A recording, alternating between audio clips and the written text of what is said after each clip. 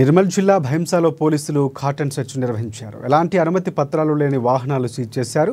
వీటిలో 65 బైకులు, 4 ఆటోలు సీజ్ చేశారు. బెట్టింగ్, మట్కాలపై కూడా ప్రజల అవగాహన ఏర్పడడానికి కమ్యూనిటీ కాంట్రాక్ట్ ప్రోగ్రాం నిర్వహించామని ఎస్పీ అవినాష్ కుమార్ తెలిపారు. ఇక ఈ కాటన్ సెర్చ్లో 90 మంది పోలీసులు పాల్గొన్నారు.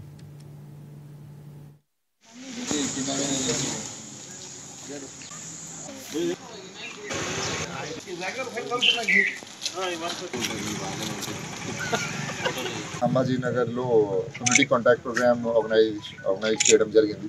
దీంట్లో మేము 66 బైక్స్, 2 ఆటోస్ సీజర్ చేసాము. దీంతో పాటు కమ్యూనిటీ అవేర్నెస్ కూడా ఇవ్వడం జరిగింది. ముఖ్యంగా బెట్టింగ్, మట్కా, గాంజా గురించి అవేర్నెస్ ఇవ్వడం జరిగింది. ఎస్పెషల్గా ఇది మట్కా అండ్ బెట్టింగ్, దీంట్లో ఆర్గనైజర్స్కి మొత్తం బెనిఫిట్ వస్తుంది. మన ప్లే ఆడుతున్న వాళ్ళకి ఏం బెనిఫిట్ రాదు. సో జస్ట్ కొన్ని అవేర్నెస్ పెట్టి మీకు రిజల్ట్ రావచ్చు. ఆల్రెడీ మేము బెట్టింగ్ మీద యాక్షన్ తీసుకుంటున్నాము.